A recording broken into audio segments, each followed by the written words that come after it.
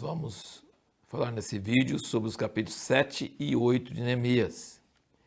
É interessante ver no início do capítulo 7 que o irmão de Neemias, o Hanani, que foi quem deu as notícias para Neemias no início do livro, e ele foi colocado como governador de Jerusalém. Então ele foi quem deu as notícias, disparou todo esse processo no coração de Neemias, e ele participou como governador de Jerusalém.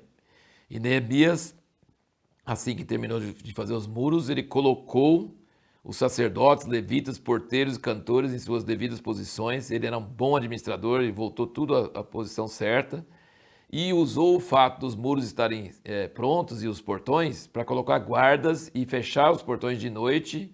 Então levantou a moral. O fato dos muros serem levantados de Jerusalém não quer dizer que eles saíram de debaixo da autoridade do rei da Pérsia. Na verdade, isso que os acusadores estavam dizendo, você está querendo levantar uma rebelião contra o imperador, mas não era isso. O fato dos muros estarem derrubados significa que o povo estava pronto a ser saqueado a qualquer momento e não tinha moral, não tinha testemunho, estava em vergonha. Então, os muros prontos trouxeram honra. Então, muitas vezes, quando a igreja hoje, que é a casa de Deus, está cheio de tudo quanto é tranqueira, tudo quanto é coisa errada, fazendo tudo coisa errada, ela se torna um lugar onde é desprezado, tem opróbrio. E quando se levanta os muros, ele diz que fechou as brechas, significa que o inimigo não consegue entrar, então a igreja começa a ter santidade. Nós vemos na Nova Jerusalém, em Apocalipse, no Jardim do Éden, no início da Bíblia, não tinha muros e a serpente entrou. Mas na Nova Jerusalém, no fim da Bíblia, lá em Apocalipse, diz que tem muros com 12 fundamentos. E vai ter portas com pérolas, né? Cada porta é uma pérola. Então, tem muros significa santidade, significa que não entra coisa ruim, que não há uma invasão de inimigos, né? Há uma proteção. E no Apocalipse fala que fora dos muros vão ficar tudo que é desprezível, tudo pratica mentira e todas essas coisas. Então, os muros representam uma honra, né? Um respeito. Uma cidade que tem muros é uma cidade protegida. O Neemias coloca guardas, coloca os levitas, sacerdotes, todos nas suas funções, na casa de Deus, e nos porteiros, e nos portões e guardas, para guardar o sábado, não deixar ninguém fazer comércio no sábado, e para não deixar inimigos entrar de noite, ele deixou tudo em ordem. E no versículo 5 do capítulo 7, ele diz: Então, meu Deus, me pôs no coração que ajuntasse os nobres, os magistrados e o povo para registrar as genealogias. E aí ele pega a genealogia que está lá registrado em Esdras. E aí confesso para você que realmente vai dar bastante desânimo. Você já leu essa genealogia, já cansou de ler esses nomes esquisitos e aqui você vai ter que ler de novo os mesmos nomes. Mas se você quer dizer que leu a Bíblia toda, lembra que eu falei, tem que ler tudo. Se você fala, não, eu li tudo menos o capítulo 7 de Neemias. Aí, inclusive, o capítulo 7 tem essas partes nos primeiros versículos que são importantes.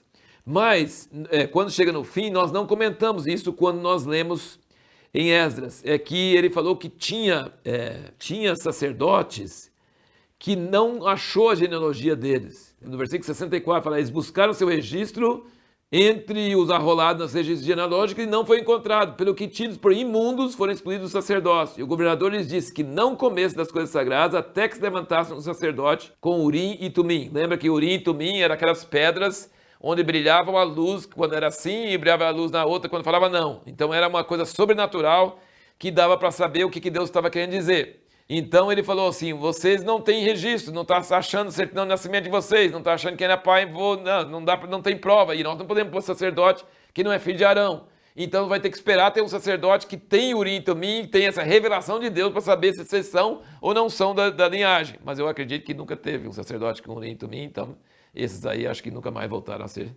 sacerdotes. E aí chegamos no capítulo 8. E o capítulo 8 é maravilhoso, que o povo se reúne como um só homem. Isso é maravilhoso. Falou isso em Esdras, quando eles fizeram o altar, né? Fala que eles reuniam como um só homem. Isso é muito precioso, muito maravilhoso. Mas aqui diz que no dia, e aqui era o 7º mês, no primeiro dia do mês, que é a festa de trombetas, Esdras pegou o livro e leu o livro aos ouvidos de todo o povo, homens, mulheres e crianças. Leu o livro da lei aos ouvidos de todo o povo, como Deus tinha falado para Moisés lá, em Deuteronômio 31, que devia ler a cada 7 anos. E quando leu, e ainda tinha os levitas explicando para o povo todo, fazendo com que eles entendessem, tiveram a mesma reação que o rei Josias teve.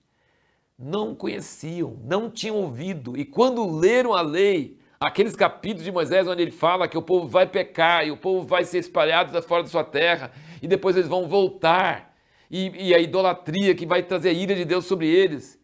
Quando Josias leu, ele chorou, rasgou a roupa e foi procurar a profetisa. E aqui o povo chorou de novo. Então a pergunta que nós fizemos no último vídeo foi: por que o povo chora quando ouve a lei?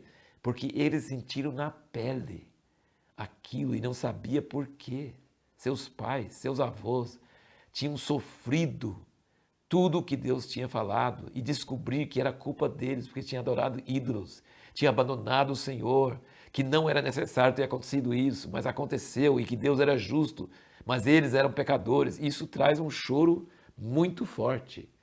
E depois nós vemos que eles falam assim: não chora agora não, porque agora é a festa, da festa de trombeta, festa de tabernáculos, ia ter logo. E vocês têm que alegrar diante do Senhor. E aí, então, depois de chorar, eles começaram a alegrar, porque tinham entendido. Aqui diz, o versículo 9 do 8 fala: todo o povo chorava ouvindo as palavras da lei. No versículo 10, portanto, não vos entristeçais, pois a alegria do Senhor é a vossa força. Os levitas, pois, fizeram calar todo o povo, dizendo: calai-vos, porque esse dia é santo, por isso não vos entristeçais. Então todo o povo se foi para comer e beber, para enviar porções, para fazer grande regozijo, porque tinham entendido as palavras que lhe foram referidas. E aí diz que eles leram na palavra e descobriram que no 7º mês, esse era o dia primeiro que eles estavam fazendo isso, alegrando, depois chorando, chorando, depois alegrando e tal. E aqui aí eles leram que no dia 15 desse mês tinha que celebrar a festa de tabernáculos e sair, pegar ramos de árvore, fazer cabanas e morar nessas cabanas por 7 dias. E diz que eles nunca tinham feito isso desde o dia de Josué, quer dizer, nem Davi, nem Salomão, nem nenhum desses outros reis quando restauraram, Ezequias, José, ninguém tinha celebrado a festa de tabernáculo com cabanas. Isso é impressionante. E então aqui fizeram isso com grande alegria e todo dia Esdras lia na lei do Senhor. Eu achei muito interessante também que quando ele abriu o livro da lei diante do povo, todo o povo, ele bendisse ao Senhor, todo o povo ficou em pé e depois eles se prostraram, inclinaram e adoraram a Deus e depois leram a palavra. Então, assim, é muito bonito a cena do respeito à palavra de Deus. E a pergunta que nós vamos responder no próximo vídeo é: além do choro, que outros resultados a leitura da palavra escrita pode trazer?